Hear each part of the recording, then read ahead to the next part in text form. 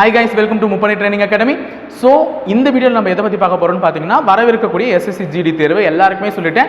மே மாதம் first week வந்து SSC GD தேர்வுக்கான அறிவிப்பு வந்து வெளியாக போகுதுன்னு சொல்லிட்டோம். ஸோ நிறைய வாய்ப்புகள் இருக்குது. அதாவது 85,000 ப்ளஸ் வேகன்சி உள்ள இந்த ஒரு தேர்வில் தமிழ்நாட்டு மாணவர்கள் அதிக பேர் போகிறாங்களான்னா கிடையாது. பிகாஸ் அதற்கான போதிய அறிவின்மை. அதாவது வந்து இந்த எக்ஸாமும் நம்மளால் போக முடியும் அப்படின்னு சொல்லிட்டு யாரும் என்ன பண்ணுறதில்ல, எலிஜிபிள் ஆகிட்டு போகிறதில்ல.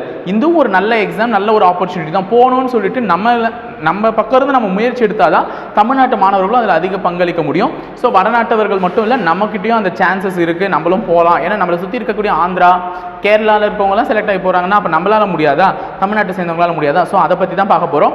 ஆல்ரெடி இதுக்கான அறிவிப்பு வந்து நான் வந்து சொல்லிட்டேன், உங்களுக்கு வந்து மே வந்து ஃபர்ஸ்ட் வீக்கில் ரிலீஸ் ஆக போகுது அப்படின்னு சொல்லிட்டு. ஸோ இப்போது அதற்காக எப்படி ப்ராக்டிஸ் பண்ணுறது, அதுக்கான சிலபஸ் என்ன, அண்ட் தென் வந்து சிலபஸில் என்னென்ன டாப்பிக்ல இருந்து என்னென்ன கொஷின்ஸ்லாம் கேட்கப்படும், அதாவது வந்து டாப்பிக்கில் என்னென்ன இருக்குது அதுன்றதை பார்க்க போகிறோம். ஓகேங்களா? ஸோ வந்து வீடியோவை ஸ்கிப் பண்ணாமல் லிசன் பண்ணிட்டே வாங்க. So first SSC GD exam பேட்டர்னில் என்னென்ன இருக்குன்னு பார்த்தீங்கன்னா, உங்களுக்கு 3 ஸ்டேஜ் ஆஃப் ஃபேஸஸ் இருக்கும். என்னென்னு பார்த்தீங்கன்னா, ஃபஸ்ட்டு ஒரு ரிட்டன் எக்ஸாம். ரிட்டன் எக்ஸாமுக்கு அடுத்தது வந்து physical efficiency test and physical efficiency test இருக்குது. அடுத்தது வந்து பார்த்தீங்கன்னா medical examination and document verification. So இது மூணுத்தில் நமக்கு கஷ்டம்னு பார்த்தீங்கன்னா இதுதான் எஸ்எஸ்சி ஜிடி ரிட்டன் எக்ஸாம் தான். ஏன்னா அதை ஒன்ஸ் கிளியர் பண்ணிட்டா அடுத்து ரெண்டுமே வந்து ஒரு பெரிய வேலையே கிடையாது நம்மளை பொறுத்தவரையும். ஸோ ரிட்டன் எக்ஸாமுக்கு என்ன சிலபஸ் அதை முதல்ல கிளாரிஃபை ஆகிக்கோங்க. ரிட்டனில் நீ 60+ ஸ்கோர் பண்ணாலும் ஈஸியாக உள்ள போகிறதுக்கான வாய்ப்புகள் அதிகப்படியாக இருக்குது. அதனால் 60+ ஸ்கோர் பண்ணுறதுக்கு முக்கியமாக என்ன பண்ணணும் அப்படின்றத பிளான் பண்ணிக்கோங்க. ஏன்னா ஈஸியாக நிறைய பேர் போன முறை எழுதினவங்கலாம் மேக்ஸிமம் செலக்ட் ஆகிருக்காங்க. ஓகேங்களா? எழுதினவங்கலாம் அப்போ நம்மளும் எழுத போனால் மேக்ஸிமம் வந்து ஃபிசிக்கலுக்கு செலக்ட் ஆகிறதுக்கான வாய்ப்புகள் இருக்குது. அப்போ ரிட்டனில் நீ 55+ எடுக்கணும். ஓகேங்களா? 60+ எடுக்கணும். ஸோ என்னென்னலாம் ரிட்டன் எக்ஸாமுக்கான சிலபஸ்ன்னு பார்த்தீங்கன்னா இதுதான். ஸோ நம்மக்கிட்ட 4 செக்ஷன் இருக்குது.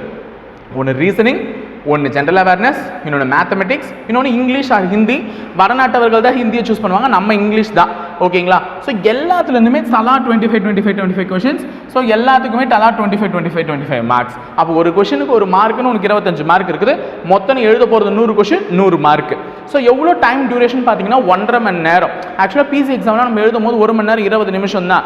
ஆனால் இங்கே வந்து நமக்கு 1.5 மணி நேரம் டைம் இருக்குது. ஆன்லைன் தான், ஈஸியாகவும் இருக்கும். இன்னொன்று என்னென்னா, இதில் எந்த செக்ஷனை நல்லா ஸ்கோர் பண்ணலாம் அப்படின்னு பார்த்தீங்கன்னா, ரீசனிங் செக்ஷன் நல்லா ஸ்கோர் பண்ணலாம். எளிமையாகவும் இருக்கும், ஈஸியாகவும் இருக்கும். ஸோ 25 மார்க்ஸ் இதில் நீ 25க்கு 23 மார்க்ஸ் எடுத்துட்டா கூட, அதாவது நீ பாஸ் ஆக வேண்டியதில் கிட்டத்தட்ட பாதி மார்க் இதில் எடுத்துட்ட மாதிரி 23 மார்க் என்ன பண்ணலாம், இதிலே அசால்ட்டாக எடுக்கலாம்.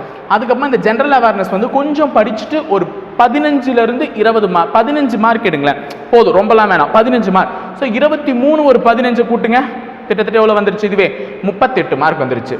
மேத்தமெட்டிக்ஸ், ஸோ மேத்தமெட்டிக்ஸில் ஒரு 10 மார்க்கே வச்சுக்கோங்க கணக்கு படி, 48. இங்கிலீஷில் ஒரு 10 மார்க், 58. நான் வந்து குறைந்தபட்சம் சொன்னதுக்கே 58 வந்துருச்சு. ஸோ இந்த 10 நீ ஒரு ஃப்ளூக்கில் அடித்தா கூட மார்க்லாம் வரும். ஸோ இது வந்து நான் நிறைய சொல்லியிருக்கேன், there is no negative mark அப்படின்னு சொல்லிட்டு. இப்போ வரையும் notification last year negative mark இல்லை. ஸோ இந்த வருஷமும் நெகட்டிவ் மார்க் கண்டிப்பாக வைக்க மாட்டாங்க. ஸோ நெகட்டிவ் மார்க் இல்லைன்னா நமக்கு ஈஸி தான். ஸோ இதை பொறுத்த வரையுமே ஈஸியாக நம்ம வந்து ஒரு 58 மார்க், நம்ம வந்து சும்மா தோராயமாக கெஸ்ட்டில் சொன்னதுக்கே 58 மார்க் தாராளமாக எடுக்கலாம். இன்னொன்று நல்லா சீரியஸாக படிச்சுன்னா கண்டிப்பாக 65+ போகலாம். ஓகேங்களா? அதுக்கடுத்தது பெட் ஃபிசிக்கல் எஃபிஷியன்சி டெஸ்ட் என்ன இருக்குன்னா, நம்ம தமிழ்நாடு பிசி லெவல் எக்ஸாம் அளவுக்குலாம் கஷ்டமாக இருக்காது, ரொம்ப ஈஸியாக தான் இருக்கும். ஃபார் மேல் கேண்டிடேட்ஸாக இருந்தீங்கன்னா 5 கிலோமீட்டர் 24 நிமிஷத்தில் போக சொல்லுவாங்க. இதே ஃபீமேல் கேண்டிடேட்ஸாக இருந்தீங்கன்னா 1600 கிலோமீட்டர்ஸை 8.5 மினிட்ஸில் வந்து என்ன பண்ண சொல்லுவாங்க, போக சொல்லுவாங்க. இதுதான் வந்து ரெண்டே கண்டிஷன் தான் அடிச்சிருக்கான். ஸோ ஈஸியாக வந்து முடிச்சிடலாம் ஃபிசிக்கல். அடுத்தது பிஎஸ்டி சொல்லியிருப்பாங்க. ஸோ ஃபிசிக்கல் செலெக்ஷன் டெஸ்ட்டில் வந்து யார் யாருக்கு என்னென்ன இருக்கணும், ஹைட் அப்படின்னு சொல்லியிருக்காங்க பாரு. ஹைட் வந்து ஃபார் மேல் கேண்டிடேட்ஸாக இருந்தால் 170 சென்டிமீட்டர் இருக்கணும். யாருன்னு பார்த்தீங்கன்னா ஜென்ரல் கேண்டிடேட்டாக இருந்தாலும் சரி, எஸ்சியாக இருந்தாலும் சரி, ஓபிசியாக இருந்தாலும் சரி. ஸோ ஓபிசினா நம்ம தமிழ்நாட்டை பொறுத்தவரையும் பிசி எம்பிசி வகுப்பினரை சேர்ந்தவர்கள் தான் ஓபிசியில் அடக்கம் பெறுவீர். ஸோ இவங்கெல்லாம் எவ்வளோ இருக்கணும், 170 சென்டிமீட்டர் இருக்கணும். ஹைட் வந்து எஸ்டி கைஸ்க்கு மட்டும் எவ்வளோ இருக்கணும்னு பார்த்தீங்கன்னா 162.5 இருக்கணும். ஓகேங்களா? இதே ஃபார் ஃபீமேல் கேண்டிடேட்ஸாக இருந்தீங்கன்னா ஹைட் வந்து 157 இருக்கணும், general, OBC and then SC கேண்டிடேட்ஸ்க்கு. எஸ்டி கேண்டிடேட்ஸாக இருந்தால் 150 இருக்கணும், அவ்வளோதான். ஸோ செஸ்ட் எக்ஸ்பேன்ஷன்ஸ் வந்து பார்த்தீங்கன்னா 80 சாதாரண நிலையில் 80 இருக்கணும். விரிந்த அளவு வந்து எக்ஸ்ட்ரா 5 எக்ஸ்பேன்ஷன் கூடணும்.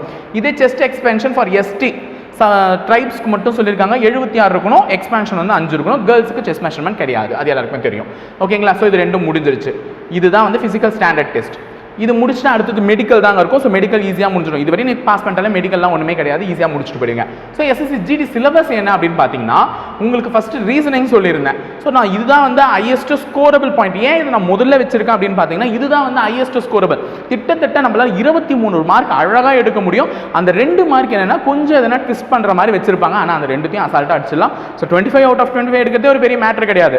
ஆனால் 23 உங்களுக்கு வந்து முதல்ல அதீத நம்பிக்கை கொடுக்கக்கூடாது அப்படின்றதுனால தான் 23 மார்க்குன்னு சொல்லியிருக்கேன். ஸோ இந்த 23 மார்க் அசால்ட்டாக எடுத்துடலாம். ஸோ அந்த 23 மார்க்குக்கு நீ ப்ரிப்பேர் பண்ண வேண்டிய டாபிக்லாம் தான் இங்கே இருக்குது. ஸோ ஸ்க்ரீன்ஷாட் எடுத்து வச்சுக்கோங்க. இந்த ஸ்க்ரீன்ஷாட் எடுத்து வச்சுக்கோங்க. ஏன்னா அது வந்து கொஞ்சம் சிலபஸ் வந்து நீங்கள் தேடி படிக்கிறதுக்கும் கொஞ்சம் யூஸ்ஃபுல்லாக இருக்கும். இதில் வந்து number series, blood relation, so similarities and டிஃப்ரென்சஸ்னா கிளாசிஃபிகேஷன், ஆட் ஒன் அவுட் அப்படின்னு சொல்லுவாங்க. இதெல்லாம் படம். இந்த spatial visualization, figure classification, spatial ஓரியன்டேஷன்னா அந்த படத்தை வச்சு கேள்வி கேட்பாங்க. விடுபட்ட படம் என்ன அப்படின்ற மாதிரிலாம் கொஷின்ஸ் வரும். ஸோ கோடிங் டிகோடிங் எல்லாம் ஈஸியான டாபிக் தாங்க கேட்பாங்க. ஸோ ரீசனிங்கை பொறுத்தவரைக்கும் 23 மார்க் எடுக்கிறது ரொம்ப ரொம்ப ஈஸி. இதே அடுத்தது ஜென்ரல் நாலேஜ் அண்ட் ஜென்ரல் அவேர்னஸை பொறுத்தவரையும் நம்ம ரீசெண்டாக படித்த polity, economic, geography, Indian constitution அதே பாலிட்டி கொஷின் தான். அதே சயின்டிஃபிக்கல் ரிசர்ச்னா சயின்ஸ் சம்மந்தப்பட்ட சில கேள்விகள் இருக்கும். ஸோ ஹிஸ்ட்ரி கல்ச்சர்னா மாடர்ன் இந்தியா, ஏன்ஷியன்ட் இந்தியாவிலேருந்து கொஷின்ஸ் வரும். ஜியாகிரஃபி எல்லாருக்குமே தெரியும். ஸ்போர்ட்ஸ் ரிலேட்டட் கொஷின்ஸ் கேட்பாங்க. ஸோ இதை தவிர்த்து இதில் கேட்கக்கூடிய கேள்விகள் வந்து ஸ்டாட்டிக் ஜிகே சம்மந்தப்பட்டது இருக்கும். அதுதான் ஜென்ரலான ஒரு பாலிசி சம்மந்தப்பட்ட சில ஸ்டாட்டிக் ஜிகே கொஷின்ஸ் கேட்பாங்க. ஸோ அந்த ஸ்டாட்டிக் ஜிகே கொஷின் டாபிக்ஸும் ஈஸியாக தான் இருக்கும். அதெல்லாம் எப்படி ஷார்ட்கட்டோடு ஞாபகம் வச்சுக்கிறதுன்னு அடுத்தடுத்து வீடியோ போடுறேன். அந்த வீடியோவை பார்த்துட்டு வாங்க ரெகுலராக உங்களுக்கு ஈஸியாக அது ஞாபகம் வச்சுக்கணும். ஒன்ஸ் நீங்கள் பார்த்தீங்கனாலே அது மனப்பாடம் ஆகிடும் உங்களுக்கு. அந்த மாதிரி பண்ணலாம். அடுத்தது எலிமெண்ட்ரி மேத்தமெட்டிக்ஸை பொறுத்தவரையும் number system, computation of whole numbers. So இதில் இருக்கக்கூடிய டாபிக் தான். இதில் இருக்கக்கூடியதில் இங்கே இருக்கு பாருங்க. இந்த number system, ratio proportion, percentages, averages, இந்த profit loss, discount, time and distance, ratio proportion, mensuration. So இது எல்லாமே நீ கான்சென்ட்ரேட் பண்ணிட்டேன்னு வச்சுக்கோ. கண்டிப்பாக நான் வந்து உனக்கு எளிமையாக சொன்னது 10 மார்க் தான் நீ மேக்ஸில் எடுப்பேன்ட்டு. ஆனால் இந்த டாபிக் மட்டுமே நீ கவர் பண்ணாலே கிட்டத்தட்ட 13லேருந்து 14 மார்க் அழகாக எடுத்துடலாம். ஸோ எக்ஸ்ட்ரா கொஞ்சம் வரும். 14ன்றது விட 15 கூட எடுக்கலாம் தாராளமாக. ஸோ அதுவும் ஈஸியாக தான் இருக்கும். அடுத்தது வந்து பார்த்தீங்கன்னா இங்கிலீஷ் லாஸ்ட்டு. ஸோ எல்லாருமே எனக்கு இங்கிலீஷ் வராது, எனக்கு இங்கிலீஷ் கஷ்டம்னு சொல்லுவீங்க. நாங்கள் உங்களுக்கு ரெகுலராக இங்கிலீஷ் வீடியோஸும் கொஞ்சம் அப்லோட் பண்ணுறோம். அதை நாங்கள் பார்த்துட்டே வாங்க.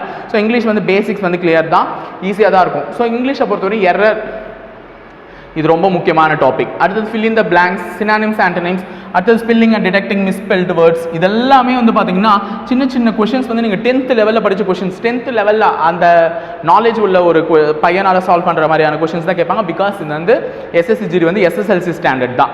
ஸோ ஈஸியான ஒரு சிலபஸை நம்ம வந்து மிஸ் பண்ணிடாமல் இந்த ஆப்பர்ச்சுனிட்டியை வந்து எளிமையாக பயன்படுத்தணும். அதுதான் நமக்கு ரொம்ப ரொம்ப முக்கியம். ஸோ அதை வந்து யூஸ் பண்ணிக்கோங்க. அது நமக்கு அடுத்த கட்டத்துக்கு நம்ம எடுத்துகிட்டு போவோம். ஓகேவா? அடுத்த கட்டத்துக்கு நம்ம எடுத்துகிட்டு போகிறதுக்கு உதவும். அதனால் வந்து தமிழ்நாடு காவல்துறை தேர்வில் தான் என்னால் எடுக்க முடியல, தவற விட்டுட்டேன் அப்படின்ற போது ஃபீல் பண்ணாமல் என்ன பண்ணணும், நம்ம வர இருக்கக்கூடிய இந்த எஸ்எஸ்சி ஜிடிலையாவது முழு முயற்சியோடு நம்மளுடைய முயற்சியை கொடுத்து இதுலையாவது உள்ளே போகிறதுக்கான வாய்ப்பை தட்டி விடாமல் பார்த்துக்கணும் அப்படின்னு சொல்லிட்டு நான் கேட்டுக்கிறேன். ஸோ இதுக்கு எஸ்எஸ்சி ஜிடிக்கான நியூ பேட்சுக்கான அட்மிஷன் ஸ்டார்ட் ஆகி போயிட்டு தான் இருக்குது. எங்கள் அகாடமியில் வந்து ஜாயின் பண்ணணும்னு நினைக்கோங்க, கீழே டிஸ்பிளே ஆகிற கான்டாக்ட் நம்பரை கான்டாக்ட் பண்ணிக்கோங்க. நீங்கள் கான்டாக்ட் பண்ண வேண்டிய நம்பர் 7200400395 அல்லது 7200400398. தேங்க்யூ.